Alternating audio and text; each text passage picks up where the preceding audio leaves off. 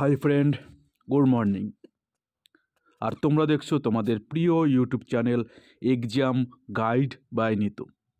আশা করি ভালো আছো এবং সুস্থ আছো। আমাদের এখন এসএসসি জিডি কনস্টেবল পরীক্ষার শেষ মুহূর্তের প্রস্তুতি পর্ব চলছে। আজকে করাবো সেট নম্বর 33। এর আগে আমি 32টি ক্লাস করে দিয়েছি। তোমরা এখনও পর্যন্ত যারা দেখোনি অবশ্যই তোমরা দেখে নেবে, যেটা তোমাদের এসএসসি জিডি কনস্টেবলের জন্য খুবই হেল্পফুল হবে। এছাড়াও আমি 1 থেকে 77টি প্রিভিয়াস ইয়ারের সেট কিন্তু করে দিয়েছি, তোমরা ওটাও দেখে নেবে পরীক্ষা যাওয়ার আগে। তো বন্ধুরা, ভিডিওটা ভালো লাগলে একটু লাইক করে দেবে এবং চ্যানেলে নতুন হয়ে থাকলে অবশ্যই চ্যানেলটি সাবস্ক্রাইব করে দেবে। তো চলো শুরু করা যাক প্রশ্নগুলো। প্রথম প্রশ্ন বলো, কোন স্বাধীনতা সংগ্রামীর বিখ্যাত স্লোগান স্বরাজ আমার জন্মগত অধিকার, আমি তা অর্জন করবই? স্বরাজ আমার জন্মগত অধিকার, আমি তা অর্জন করবই কোন স্বাধীনতা সংগ্রামীর এই স্লোগান দিয়েছিল? তো সঠিক উত্তর হবে বাল গঙ্গাধর তিলক। বাল গঙ্গাধর তিলক কিন্তু এটা বলেছিল, স্বরাজ আমার জন্মগত অধিকার, আমি তা অর্জন করবই। গান্ধীজি করেঙ্গে ইয়ে মরেঙ্গে ভারত ছাড়ো আন্দোলনের সময় এই ডাকটা দিয়েছিল। ভারত ছাড়ো আন্দোলনের সময় গান্ধীজি বলেছিল করেঙ্গে অর মরেঙ্গে, do or die, do or die. এই স্লোগানটি কিন্তু মহাত্মা গান্ধী দিয়েছিল, করবো অথবা মরবো। এটা কিন্তু ভারত ছাড়ো আন্দোলনের সময় দিয়েছিল মহাত্মা গান্ধী। আর বাল গঙ্গাধর তিলক বলেছিলেন স্বরাজ আমার জন্মগত অধিকার, আমি তা অর্জন করবই। পরবর্তী প্রশ্ন, কে উইম্বলডন 2023-এর পুরুষদের একক বিভাগে চ্যাম্পিয়ন হয়েছে? দেখো, আমি অস্ট্রেলিয়া ওপেন 2024-এর একটা ভিডিও করে দিয়েছি, অবশ্যই তোমরা দেখে নেবে অস্ট্রেলিয়া ওপেন। এখান থেকে যেহেতু এখনও উইম্বলডন 2024 আসেনি, সেই জন্য কিন্তু 2023টাই কিন্তু এখনও গুরুত্বপূর্ণ তোমাদের। তো 2023 সালে কে চ্যাম্পিয়ন হয়েছিল? কার্লোস অলোক্রাস। কার্লোস অলোক্রাস কিন্তু 2023-এ পুরুষদের একক বিভাগে কিন্তু উইম্বলডন চ্যাম্পিয়ন হয়েছিল। উইম্বলডন খেলা হয় ঘাসের মাঠে। কোথায়? এটা কিন্তু লন্ডনে। লন্ডনে কিন্তু উইম্বলডন টেনিস টুর্নামেন্টটি হয়। উইম্বলডন কিন্তু গ্র্যান্ড স্লাম টুর্নামেন্ট, 4টি গ্র্যান্ড স্লাম টুর্নামেন্ট হয়, তার মধ্যে উইম্বলডন অন্যতম। এছাড়া অস্ট্রেলিয়া ওপেন, ফরাসি ওপেন এবং ইউএসএ ওপেন। আর উইম্বলডন শুরু হয়েছিল 1877 সাল থেকে কিন্তু উইম্বলডন টেনিস টুর্নামেন্ট শুরু হয়েছিল। চলো নেক্সট প্রশ্ন, জীবন বিমা কোন ক্ষেত্রের অন্তর্গত? জীবন বিমা বা এলআইসি, লাইফ ইন্স্যুরেন্স। তো জীবন বিমা কোন ক্ষেত্রে? এটা কিন্তু পরিষেবা ক্ষেত্রের সঙ্গে যুক্ত। এলআইসি লাইফ ইন্স্যুরেন্স, তাই তো, কোম্পানি। এটি এলআইসি প্রতিষ্ঠিত হয়েছিল কত সালে? এটা হয়েছিল 1 সেপ্টেম্বর। এলআইসি প্রতিষ্ঠিত হয়েছিল 1 সেপ্টেম্বর 1956 সালে কিন্তু এলআইসি প্রতিষ্ঠা হয়েছিল। এলআইসি সদর দপ্তর কোথায়? এলআইসি সদর দপ্তর কিন্তু মুম্বাইতে। কোথায়? মুম্বাইতে কিন্তু এলআইসির সদর দপ্তর। আর এলআইসির বর্তমান চেয়ারম্যানকে সিদ্ধার্থ মহান্তি। সিদ্ধার্থ মহান্তি এলআইসির বর্তমান চেয়ারপারসনকে সিদ্ধার্থ মহান্তি। পরবর্তী প্রশ্ন, ভারতের কোন রাজ্যে কলসুবাই শিখর অবস্থিত? কলসুবাই, যেটা পশ্চিম ঘাটের সর্বোচ্চ শৃঙ্গ, পশ্চিমঘাট পর্বতের সর্বোচ্চ শৃঙ্গ কলসুবাই, যার উচ্চতা 1646 মিটার।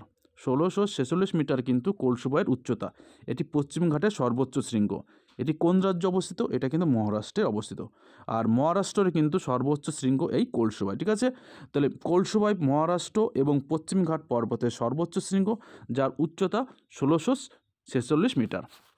চলো নেক্সট প্রশ্ন, মহাত্মা গান্ধী একবারই জাতীয় কংগ্রেসের অধিবেশনের একবার মাত্র সভাপতিত্ব করেছিলেন। মহাত্মা গান্ধী জাতীয় কংগ্রেসের একবারই কোনো অধিবেশনে সভাপতিত্ব করেন। তিনি জাতীয় কংগ্রেসের কোন অধিবেশনে সভাপতিত্ব করেছিলেন? মহাত্মা গান্ধী 1925 সালে,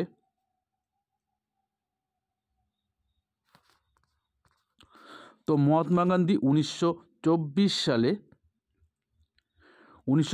সালে বেলগাঁও অধিবেশনে কিন্তু কংগ্রেসের একবারই কিন্তু সভাপতিত্ব করেছিলেন। কংগ্রেসের বেলগাঁও অধিবেশনে মহাত্মা গান্ধী একবারই সভাপতিত্ব করেছিলেন, সেটা 1924 সালে। আর জাতীয় কংগ্রেস প্রতিষ্ঠিত হয়েছিল 1885 সালে, কিন্তু জাতীয় কংগ্রেস প্রতিষ্ঠা হয়েছিল মুম্বাইতে। আর 1924 সালে কিন্তু মহাত্মা গান্ধী জাতীয় কংগ্রেস একবার এবং শেষবারই কিন্তু জাতীয় কংগ্রেসের সভাপতিত্ব করেছিলেন। আর জাতীয় কংগ্রেসের প্রথম সভাপতিত্ব করেছিলেন উমেশ চন্দ্র ব্যানার্জি। পরবর্তী প্রশ্ন, 2023 সালে কে সাহিত্যের নোবেল পুরস্কার পেয়েছিলেন? নোবেল পুরস্কার যেটি দেওয়া শুরু হয়েছিল 1901 সাল থেকে এবং অর্থনীতিতে শুরু হয়েছিল 1969 সাল থেকে। তো 2023 সালে সাহিত্যের নোবেল পুরস্কার পেয়েছিলেন জন ফস। 2023 সালে নোবেলে শান্তি পুরস্কার পেয়েছিলেন, সাহিত্য নোবেল পেয়েছিলেন। জন ফস সাহিত্যে নোবেল পেয়েছিলেন 2023 সালে।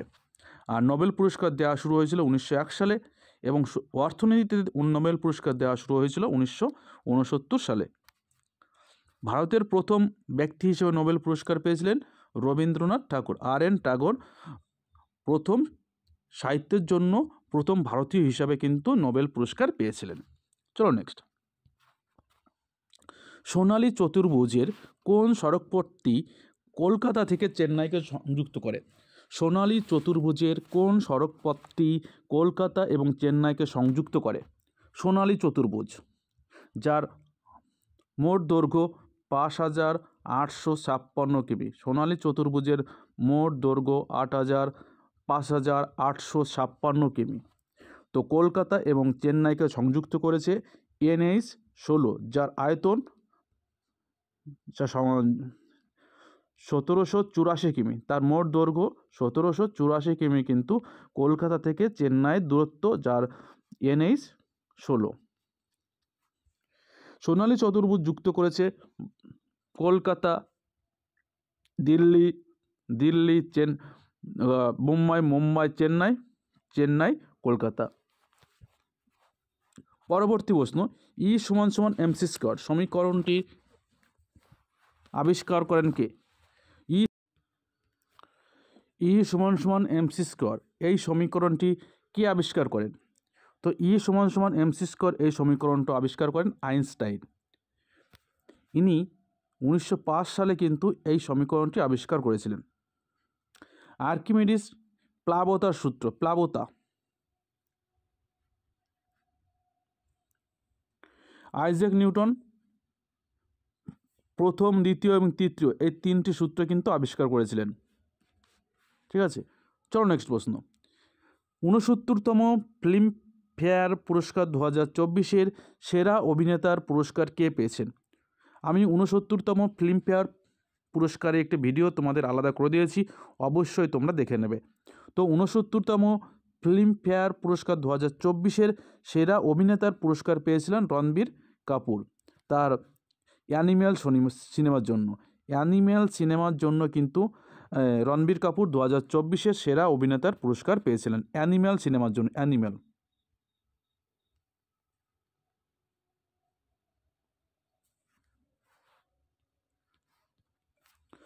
করোনা মহামারীর সময়কালে ভারতে তৈরি প্রথম কোভিড ভ্যাকসিন এর নাম কি? সম্পূর্ণ ভারতে তৈরি প্রথম কোভিড ভ্যাকসিন কোনটি? দেখো, কোভিশিল্ড কিন্তু সিরাম ইনস্টিটিউটের সঙ্গে করেছিল, কিন্তু এটা কিন্তু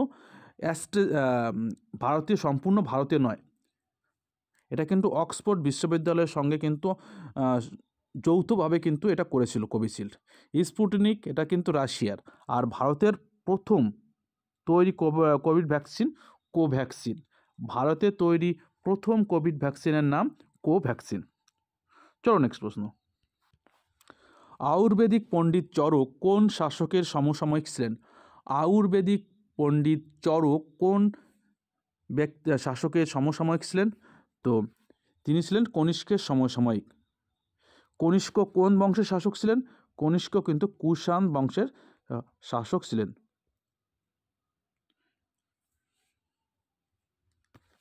পরবর্তী প্রশ্ন, ভারতে কোন রাজ্যের আপাতামি জনজাতির বসবাস দেখতে পাওয়া যায়? আপাতামি ভারতের কোন রাজ্যে আপাতামি জনজাতির বসবাস দেখা যায়? তো ভারতের অরুণাচল প্রদেশে কিন্তু আপাতামি জনজাতির বসবাস দেখা যায়। তো অবশ্যই একটু লাইক করে দেবে, তোমরা। সাবস্ক্রাইব করা না থাকলে অবশ্যই একটু সাবস্ক্রাইব করে দেবে। চলো নেক্সট। কোন ভারতীয় ব্যক্তি স্প্রিং টাইগার নামেও পরিচিত? ভানু সিং রবীন্দ্রনাথকে বলা হয় অন্য নামে ভানু সিং।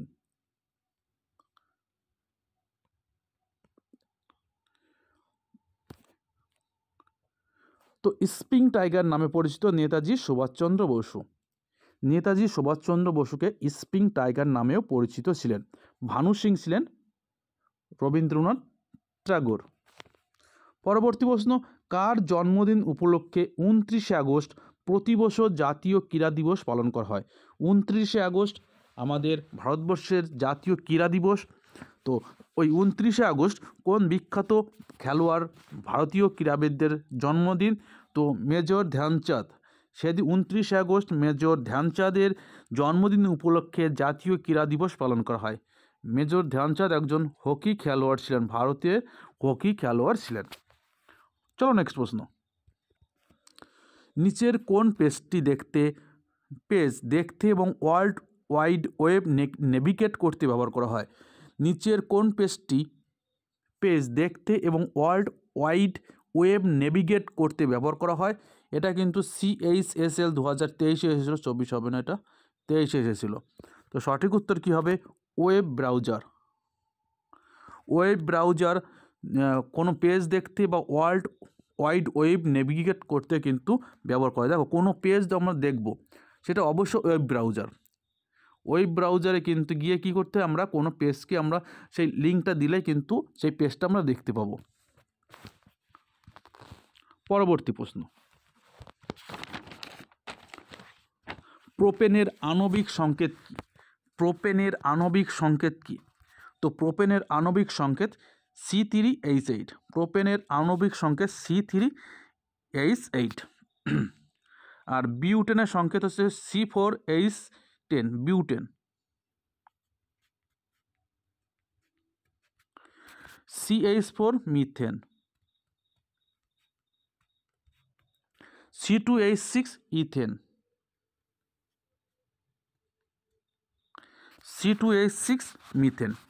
চলো নেক্সট প্রশ্ন, নিচের কোন দেশটি রাষ্ট্রসংঘের স্থায়ী সদস্য নয়? রাষ্ট্রসংঘ যেটি প্রতিষ্ঠা হয়েছিল 24শে অক্টোবর 1945 কিন্তু তার কার্যকর শুরু হয়েছিল। 24শে অক্টোবর 1945 থেকে কিন্তু রাষ্ট্রসংঘের কার্যকর শুরু হয়েছিল। রাষ্ট্রসংঘের মোট স্থায়ী সদস্য 5টি দেশ। তার মধ্যে কি? আমেরিকা, চীন, রাশিয়া, ফ্রান্স এবং ইংল্যান্ড। এই 5টি কিন্তু স্থায়ী সদস্য, কিন্তু জার্মানি কিন্তু স্থায়ী সদস্য নয়। এই স্থায়ী সদস্যরা কিন্তু ভেটো প্রয়োগ করতে পারে। তো রাষ্ট্রসংঘের স্থায়ী সদস্য কয়টি? আমেরিকা, চীন, রাশিয়া, ফ্রান্স এবং ইংল্যান্ড। আর বর্তমানে রাষ্ট্রসংঘের সদস্য দেশ 193টি দেশ। পরবর্তী প্রশ্ন, 2023 সালে অর্জুন পুরস্কার প্রাপক পবন কুমার তিনি কোন খেলার সঙ্গে যুক্ত? দেখো অর্জুন পুরস্কার যেটি 1961 সাল থেকে দেওয়া শুরু হয়। 1961 সাল থেকে কিন্তু এই অর্জুন পুরস্কার দেওয়া শুরু হয়। তো 2023 সালে অর্জুন পুরস্কার পেয়েছিলেন, অনেকেই পেয়েছিলেন, তার মধ্যে পবন কুমার একজন, তিনি কিন্তু ভারতীয় কবাডি খেলার সঙ্গে যুক্ত। পরবর্তী প্রশ্ন, লোকসভায় কোন রাজ্যের সদস্য সংখ্যা সবচেয়ে বেশি? লোকসভায় কোন রাজ্যের সদস্য সংখ্যা সবচেয়ে বেশি? তো লোকসভায় সবচেয়ে সদস্য বেশি উত্তরপ্রদেশে। উত্তরপ্রদেশের মোট টোটাল কিন্তু 80টি আসন রয়েছে লোকসভায় কিন্তু উত্তরপ্রদেশের 80টি আসন রয়েছে। এবং আমি রাজ্যসভায় যদি দেখি কিন্তু সেখানে কিন্তু 31টি আসন রয়েছে। লোকসভায় 80টি এবং রাজ্যসভায় কিন্তু 31টি আসন রয়েছে উত্তরপ্রদেশের জন্য। উত্তরপ্রদেশের মুখ্যমন্ত্রীকে যোগী আদিত্যনাথ।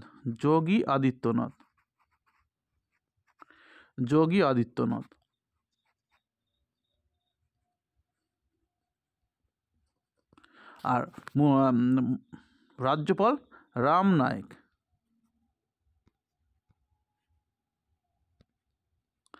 রাম নায়েক কিন্তু উত্তরপ্রদেশের বর্তমান কি রাজ্যপাল এবং মুখ্যমন্ত্রী যোগী আদিত্যনাথ। এবং এছাড়া যদি দেখি উত্তরপ্রদেশে মোট বিধানসভার সদস্য হচ্ছে 404 জন। উত্তরপ্রদেশে বিধানসভার সদস্য হচ্ছে 404 জন। উত্তরপ্রদেশের বিধানসভা 2 কক্ষ বিশিষ্ট, একটি রাজ্যসভা ওটা বিধান পরিষদ রয়েছে এবং বিধানসভা রয়েছে, বিধান পরিষদ এবং বিধানসভা রয়েছে।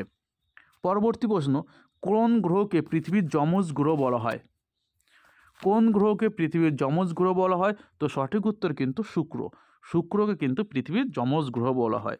তো বন্ধুরা, ভিডিওটা এই পর্যন্তই। ভিডিওটা ভালো লাগলে একটু লাইক করে দেবে এবং চ্যানেল নতুন হয়ে থাকলে অবশ্যই চ্যানেলটি সাবস্ক্রাইব করে দেবে। তো এখন কোনো বিদায়, আবার দেখা